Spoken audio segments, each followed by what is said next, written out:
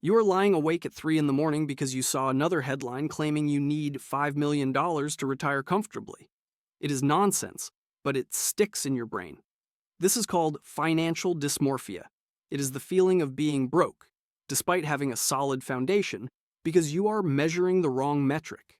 Wealth in retirement is not just a gross asset number. It is a ratio of your resources to your demands. Today I am breaking down 7 specific retiree archetypes that math says are wealthy, even if they don't feel like it. Let's look at the first one who understands the power of the gap. Let's start with the margin master. This person understands the most critical equation in finance. Wealth equals the gap between your income and your ego. Most people obsess over the income side. They look at their total net worth and think if they just get to $2 million or $3 million, the anxiety will vanish. But the margin master focuses entirely on the burn rate. They understand the sleep at night equation. This is your monthly burn rate versus your liquid access to cash. Think about it like this. If you have $5 million in assets, but you spend $400,000 a year just to keep the lights on, the cars in the driveway, and the country club memberships active, you are actually poor. You have about 12 years of runway before you crash. But if you have $500,000 and you only need $20,000 a year to cover your basics, you have 25 years of runway. The math does not care about your status symbols. We love to joke about millennials and avocado toast, but toast is not destroying retirement plans. What destroys plans is the relentless need to upgrade the lifestyle every time the portfolio goes up. It is the new Tesla because the neighbor got one. It is the renovation because the kitchen looks dated. It is what I call the I deserve it tax. The margin master ignores this. They build what I call a financial air gap. This gap is the difference between your survival number, what it costs to keep you fed, housed, and insured, and your thrival number, which is what you spend to have fun. When your fixed costs are low, you have financial oxygen. You can breathe when the market drops 20% because your lifestyle isn't leveraged to the hilt. High income with high fixed costs is not wealth. It is just high-stress churn. Here's what you need to do right now. Sit down and audit your survival number versus your thrival number. Be ruthless. If you stripped away the vacations, the dining out, and the subscriptions, what is the bare minimum you need to exist? If that number is low, you are already richer than the guy with the big house and the massive monthly nut to crack. Realizing that needing less is mathematically identical to having more is the biggest psychological shift you can make. It buys you freedom, which is the only asset that actually matters. Now, having low expenses is great, but it does not work if you are dragging an anchor behind you. That brings us to type 2, the friction fighter. This is the retiree who has absolutely zero debt. I am not talking about low debt or manageable debt. I mean zero. No mortgage, no car payments, no credit card balances carrying over. They have erased the liability column entirely. I argue with engineers about this all the time. They pull out their spreadsheets and say, my mortgage rate is 3% and the market returns 7%. I should keep the mortgage and invest the difference. On a spreadsheet, in a vacuum, they are right, but we do not live in a vacuum. We live in a world where markets crash and panic sets in. The friction fighter understands that a monthly mortgage payment is a liability that must be fed every 30 days, regardless of what the S&P 500 did yesterday. When you eliminate that payment, you eliminate sequence of returns risk. This is the risk that occurs when the market drops right when you retire. If you have a $2,000 mortgage payment and the market is down 20%, you have to sell more shares at a loss just to pay the bank. That turns a temporary market dip into a permanent loss of capital. If you do not owe the bank anything, you can just sit tight. You have removed the friction. Also, stop obsessing over your credit score. It is hilarious to me how many retirees guard their 800 credit score like it is the crown jewels. A credit score is just an I love debt score. It measures how good you are at being a profitable customer for a bank. If you are a friction fighter, you do not need to borrow money. So who cares what the bank thinks of you? Think of a paid-off house like a bond. It pays you a guaranteed tax-free yield equal to your mortgage rate. You cannot find that in the market without taking risk. If you are 5 years out from retirement, you need to get aggressive. Use the debt snowball method. Attack the smallest debts first to build momentum, Then roll that cash flow into the next one until you are free. It might feel mathematically inefficient to pay off low-interest debt, but the psychological release of owning your life outright is worth more than the 2% arbitrage you might gain in the market. When you have zero friction, you glide through retirement rather than grinding through it. Now, reducing your outflows is only half the battle. You have to stabilize the inflows. This brings us to type 3, the floor builder. This is the retiree whose basic survival costs are covered entirely by guaranteed income sources like Social Security, pensions, or annuities. They have constructed a mathematical floor that their lifestyle cannot fall through, regardless of what the economy does. Contrast the floor builder with the person obsessing over the 4% rule. The 4% rule watcher is constantly stressed. They wake up, check the futures market, and worry that a recession means they have to stop buying organic vegetables. They are trying to fund a fixed liability, their life, with a variable asset, the stock market. That is a recipe for anxiety. The floor builder does not care if the S&P 500 drops 20% tomorrow. Their check still clears. The lights stay on. The fridge stays full. We all know that one person, usually a retired teacher or a government employee, who seems to have zero financial stress despite never earning a massive corporate salary. You look at them and wonder how they are renovating their kitchen while you are sweating over your asset allocation. It is because they have an inflation-adjusted pension. It is the ultimate financial flex. While you are worried about running out of money at age 85, they know their income is guaranteed until the day they die. It is easy to be jealous of them, but jealousy is not a strategy. If you do not have a corporate pension, you have to build one yourself. This starts with Social Security.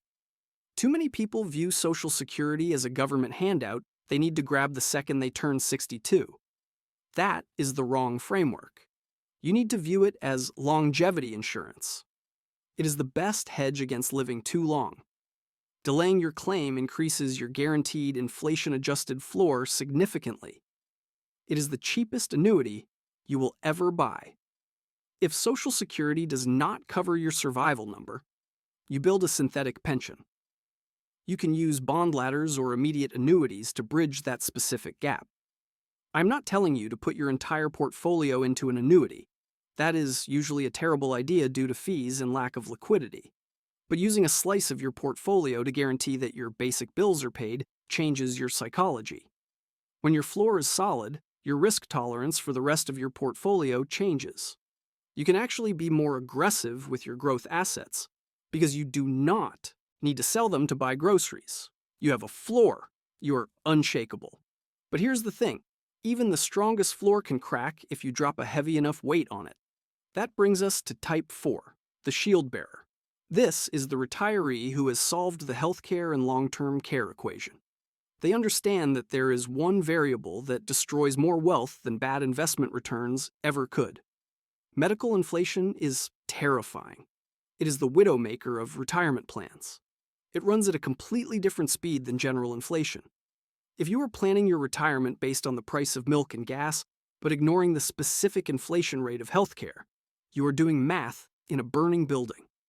The shieldbearer knows this and has built a defense strategy. First, they have navigated the absolute maze that is Medicare. Let's be honest, trying to understand Medicare Part D plans and donut holes is harder than understanding quantum physics. The government seems to make it intentionally confusing, but the shieldbearer has run the numbers or hired a specialist to do it. They know exactly what is covered and, more importantly, exactly what is not.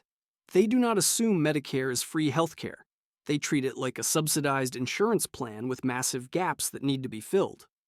They also utilize the ultimate stealth wealth vehicle, the Health Savings Account, or HSA. Most people use the HSA wrong. They put money in and immediately spend it on contacts or prescriptions. That is a waste. The shieldbearer pays out of pocket now and lets the HSA grow tax-free for 20 years. It is the only account in the tax code that is triple tax advantaged: tax-free in, tax-free growth, and tax-free out for qualified expenses. It is a war chest for your future body. Then there is the conversation nobody wants to have: long-term care. 70% of people over 65 will need some form of long-term care services. If you do not have a plan for this, whether it is a dedicated insurance policy or a specific self-insurance fund set aside in your portfolio, you are just hoping you die quickly in your sleep. That is not a strategy. That is denial. The shieldbearer has a plan for the event. They know that if they have a stroke or need memory care, the funding is there. If you have $2 million but no plan for a major health crisis, you are actually poorer than the person with $500,000 who is fully insured. The shield protects the wealth from being drained to zero. Now, we are moving from defense to the offensive strategy of spending. This brings us to type 5, the rubber band retiree. This is the person who is richer than you because they are willing to be flexible. They understand that a rigid tree snaps in a storm, but a rubber band just stretches and snaps back. Most retirement advice is built on static withdrawal rates, like the famous 4% rule. The problem with the 4% rule is that it assumes you are a mindless robot. It assumes that if the market crashes 40% tomorrow, you will still withdraw your inflation-adjusted check to go on a luxury cruise because the spreadsheet said so. No human actually behaves like that. If the market tanks, you naturally pull back. You stop eating out as much. You delay the kitchen remodel. You adapt. The rubber band retiree formalizes this behavior into a strategy called guardrails. They set upper and lower limits on their spending. When the market is ripping higher, they get a raise. They spend the surplus. When the market hits a correction, they tighten the belt. This dynamic approach allows them to start with a higher withdrawal rate than the rigid planner because they have a safety valve. They are not eating beans and rice in a recession just to be safe. They are eating beans and rice so they can eat steak when the bull market returns. They also understand the trajectory of retirement spending. We call this the go-go, slow-go, and no-go years. The spreadsheet assumes your spending increases with inflation every single year until you are 95. That is false. You spend the most money between 60 and 75, the go-go years, because you have the health and energy to travel. Then you slow down. By the time you are 85, your biggest expense is cable TV and tea. You are not going to be hiking Machu Picchu when you have a walker. The rubber band retiree front-loads their enjoyment. They burn the fuel while the engine is still running hot. They maximize utility, not just account balance. To do this safely, they use a cash buffer. This is 2 to 3 years of living expenses sitting in boring safe cash or short-term treasuries. This buffer is the shock absorber. When the market crashes, you do not sell stocks to pay for groceries. You spend down the buffer. This buys your portfolio time to recover. If you have the buffer and the flexibility to adjust, you are mathematically wealthier than the guy with more money who is terrified to spend a dime because he is afraid of a downturn. Transitioning to the next type, we have to talk about the invisible thief that eats your wealth silently. This is type 6, the tax tactician. This retiree is an arbitrageur. They understand that what matters is not what you make, but what you keep. It is the difference between gross and net. You are living your life on net income, but you are measuring your wealth in gross assets. That is a delusion. Most people look at their 401k balance of $1 million and think they have $1 million. They do not. They have a partnership with the federal government. And here's the problem. The government is a silent partner with a majority voting share, and they can decide to increase their equity stake whenever they feel like it. If tax rates go up, your portion of the pie shrinks. The tax tactician knows that a $1 million Roth IRA is worth significantly more than a $1 million traditional IRA because the tax liability has been eliminated. The tax tactician converts that gross number into a net reality. This retiree plays the game of asset location. This is different from asset allocation. Allocation is what you buy. Location is where you put it. They put their high-growth assets, like stocks and ETFs, inside their tax-free Roth accounts so all that compounding happens without a tax drag. They put their slow-growth, income-generating bonds in their tax-deferred accounts. This simple shift can add tens of thousands of dollars to your effective buying power over a lifetime. But their real superpower is the tax valley strategy. When you retire, your income usually drops because the paycheck stops. But later, at age 73 or 75, required minimum distributions kick in, and your income spikes again. In between those 2 points is a valley of low income.